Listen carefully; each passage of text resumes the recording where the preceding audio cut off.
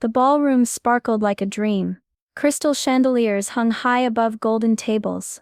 Waiters in white jackets carried silver trays.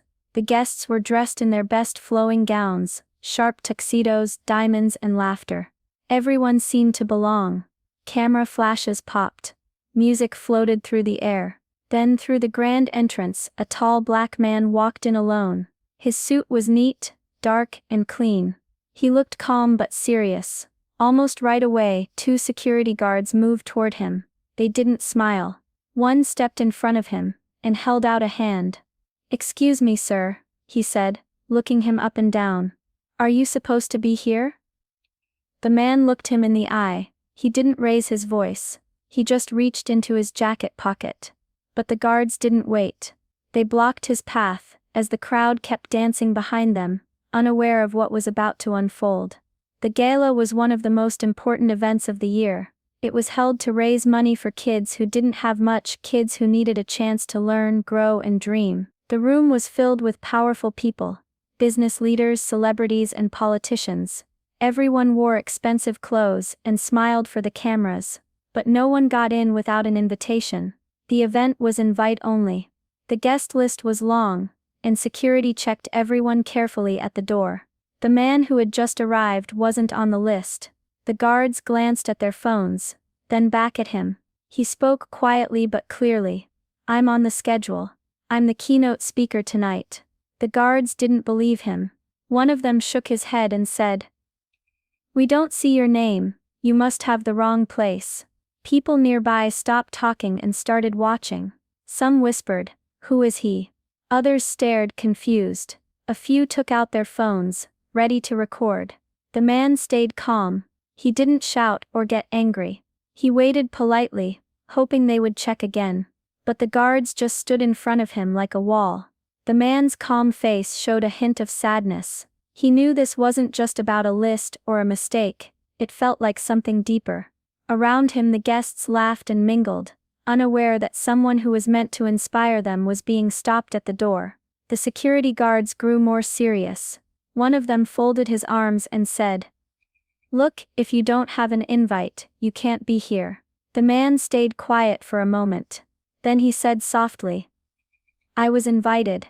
I'm the keynote speaker." Another guard laughed, a short, sharp laugh. "You don't look like the kind of guest we expect. Maybe you work the event?"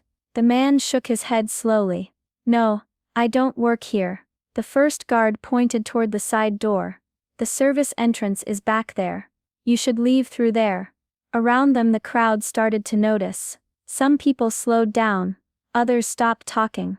The man didn't argue. He just waited, his eyes steady. But the guards were getting impatient. A third security officer arrived. He looked at the man, then at the guards and said, "If he won't leave, we might have to call the police." The man's jaw tightened. He didn't move or say anything. Some guests pulled out their phones and began filming. The woman in the red dress near the edge of the crowd frowned deeply. She whispered, "This isn't right." The man reached into his jacket again and pulled out a small badge. It was official, his name, Dr. Isaiah Brooks, printed clearly with the event logo. The guards glanced at it, but still kept their arms crossed. The tension grew thick in the air. Whispers spread like wildfire. Some guests looked away, uncomfortable. Others stared, eyes wide. For a moment it felt like the whole room was holding its breath. The man was stopped, not because he didn't belong, but because of something no one wanted to admit out loud. While the guards stood firm, the scene shifted for a moment, far away from the grand ballroom. In a small cozy apartment, a man knelt down to tie the shoes of a little girl with bright eyes and curly hair. He smiled gently. "There you go, sweetie. Ready for school?" This was Isaiah Brooks, kind, patient, and full of hope.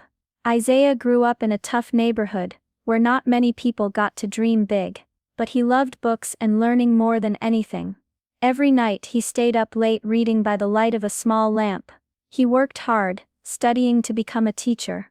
After years of dedication, Isaiah became a respected educator, who helped children like his daughter believe in themselves. Not long ago, Isaiah wrote a book about his journey, how he faced challenges, overcame obstacles, and fought against unfairness. His story inspired many people. The gala tonight was a chance for him to share his message with a bigger crowd, to speak about hope, courage, and the power of believing in change. Back in the ballroom, the man standing at the door was the same Isaiah Brooks, but at that moment, no one there knew his story. They saw only a man who didn't seem to fit in, someone to be stopped and questioned. Isaiah stayed calm, waiting. Inside, he felt a quiet sadness, but also a steady strength, a determination not to be defined by what others assumed about him. Because sometimes the hardest battles happen before the spotlight even shines. Back in the crowded ballroom, the tension was reaching its peak. The security guards still held Isaiah at the entrance. The crowd watched, some whispering, others quietly filming. Suddenly, a woman hurried through the crowd. She wore a sharp black dress and carried a clipboard.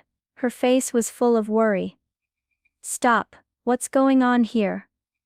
she asked loudly as she reached the guards. They turned to look at her. "That man, he's supposed to be here," the lead guard asked, confused. The woman's eyes widened as she looked at Isaiah. "Oh my God, Dr. Isaiah Brooks." Everyone nearby stopped talking. The room seemed to hold its breath. Isaiah looked at her calmly, and she nodded. "You're our keynote speaker." The guards stepped back, suddenly embarrassed. The crowd started murmuring louder, some in shock, others whispering apologies. The woman introduced herself as the event coordinator. She quickly took Isaiah's arm and led him inside. The woman in the red dress, the CEO of the company hosting the gala, approached with wide eyes. "I can't believe this happened," she said softly, shaking her head. "I'm so sorry." Isaiah gave a small smile. "It's okay. It shows there's still work to do." The atmosphere shifted. The whispers turned into looks of shame and regret. People realized how wrong they had been.